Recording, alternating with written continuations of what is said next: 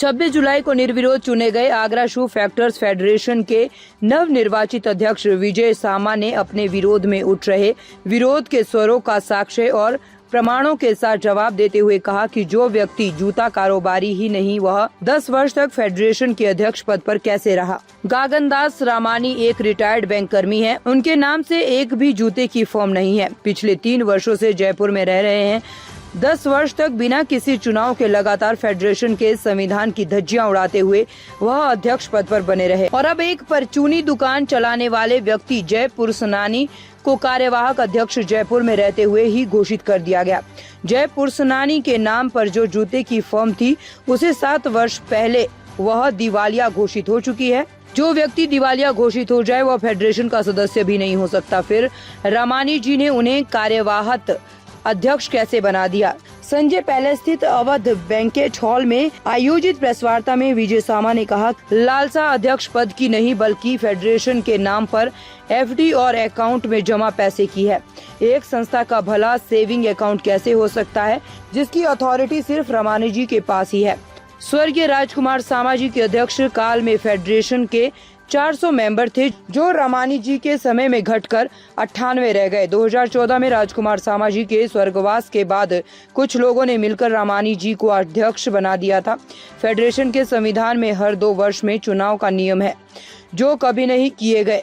11 जुलाई को हींग की मंडी स्थित फेडरेशन के कार्यालय में रामानी ने सभी के समक्ष अपने पद से त्याग पत्र देने की घोषणा करते हुए चांद दीवान व टेकचंद जी के चुनाव अधिकारी नियुक्त कर दिया। 15 दिन बाद 26 जुलाई को 98 सदस्यों में से 60 सदस्यों का ही समर्थन मिलने व अन्य कोई प्रत्याशी न होने के कारण विजय सामा जी को निर्विरोध अध्यक्ष घोषित कर दिया गया। इस पूरी प्रक्रिया की वीडियो रिकॉर्डिंग है।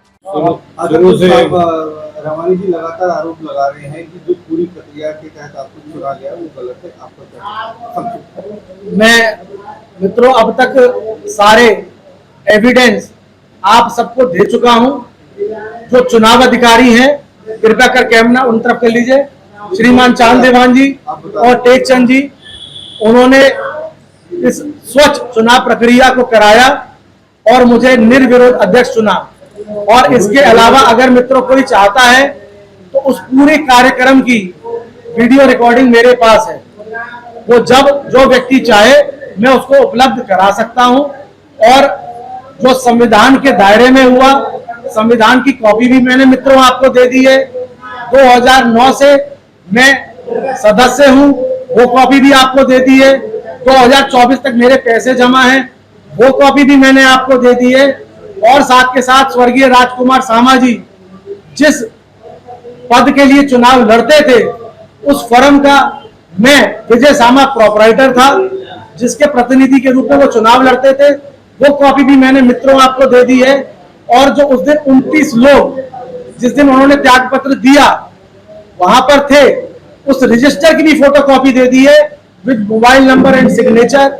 26 तारीख को जिस दिन लोगों ने मुझे अपना अध्यक्ष चुना उस दिन की भी 60 लोगों की दस्तखत की हुई, 70 लोगों की मुझे ध्यान नहीं है, उस दिन की रजिस्टर की कॉपी भी मैंने दे दी है, जो इस बात का साफ प्रमाण करते हैं कि विजय सामा आगरा शू फैक्टर फेडरेशन के अध्यक्ष निर्विरोध निर्वाचित हुए और संविधान के तहत हुए। इसके अंदर संविधान का कोई उल्लंघन नहीं है। कार्यवाहक अध्यक्ष का हमारे संविधान में कोई पोस्ट नहीं है। संविधान की प्रतिलिपि भी मैंने मित्रों आप सबको उपलब्ध करा दी है। ये पूरा मामला आ रहा है उसको को लेकर है या व्यक्तिगत आपके अध्यक्ष चुने जाने को लेकर? ये तो वही बता सकते हैं कि वो मेरे पर विरोध कर रहे हैं या प्रक्रिया पे। अगर वो दोनों में से किसी भी कर रहे हैं वो विरोध मेरा कर रहे हैं, मेरे परिवार का कर रहे हैं, स्वर्गीय राजकुमार सामा जी का कर रहे हैं। जिस व्यक्ति को सामा जी ने शहर के अंदर नाम दिया, पहचान दी, आज वो व्यक्ति उस परिवार के खिलाफ, उसकी समाज के खिलाफ, उनके लोगों के खिलाफ विरोध कर रहे हैं। आज 16 मार्केटों के समर्थन पत्र मेरे साथ है जो कि संलग्न है। ज्यादातर मार्केटों के अध्यक्ष, महामंत्री, सचिव आज हमारे साथ बैठे हैं। ये इसी बात का प्रमाण देते हैं कि सारी प्रक्रिया सही थी, सही है और सही ही रहेगी। रामानी जी और जिनको उन्होंने कल अध्यक्ष बनाया उनकी में रही है, क्या कर रही है? जी, आपने कार्यवाहक अध्यक्ष बनाया, किस सोच से बनाया, जो स्वयं आप अध्यक्ष ही नहीं है और आपने बना दिया। मैं माननीय रमानी जी से पूछना चाहता हूं आपके माध्यम से, रमानी जी आज का कोई लेटेस्ट आप अपना जीएसटी सर्टिफिकेट दिखा दीजिए जिसमें आपकी जूते की फर्म आगरा में चलती हो। मैं उनके द्वारा बनाए हुए स्वयंभू जो शब्द निकाला है उन्होंने, कार्यवाहक अध्यक्ष दिखा दे अपना लेटेस्ट जीएसटी सर्टिफिकेट जिसमें उनके नाम से फर्म चलती हो। संविधान में जो फर्म दिवालिया हो चुकी हो वो सदस्य रहने का हकदार नहीं है। चुनाव कार्यवाहक, ये तो बहुत दूर की कौड़ी है भाई साहब। अगर वो ये प्रमाण दे दे कि आज की तारीख में कोई ऐसी फर्म है जो रमानी जी के नाम से आगरा में चलती है, कोई उनके द्वारा बनाए गए कार्यवाहक अध्यक्ष के द्वारा उनके नाम से कोई फर्म चलती है, तो वो मुझे साबित कर दे जिस जीएसटी सर्टिफिकेट में उनका नाम लिखा। और इस मामले का पटाक्षेप किस तरह से होगा? जो मित्रों, जो ये पटाक्षेप करने के लिए आप सबको आज अनुरोध करके बुलाया गया, सारे एविडेंस आपको दे दिए, सारे मार्केटों के बुजुर्ग मेरे बड़े आज सब आपके समक्ष हैं। हम आप सबसे अनुरोध करते हैं, आप चौथा स्तंभ में आप स्वयं न्याय करिए और अपनी अंतरात्मा से पूछिए कि क्या सही है और क्या गलत है। और आप सबसे एक अनुरोध और करना चाहूंगा, ये फेडरेशन बड़ों ने बड़ी ही मेहनत से, बड़ी ही शिद्दत से बनाई है।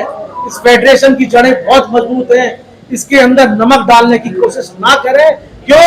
अगर ये फेडरेशन नहीं रहेगी तो जो बड़ों ने उन बच्चों के लिए सपना देखा था वो सपना टूट जाएगा, सपना बिखर जाएगा, और जो बड़ों ने बच्चों के लिए सोचा था वो ताजमहल टूट जाएगा। आप सबसे अनुरोध करता हूं कि आप भी अपने विवेक का इस्तेमाल करें और जो चौथा स्तंभ है उसकी ईमानदारी से भूमिका निभाएं। मेरा आप सबसे यह अनुरोध रहेगा।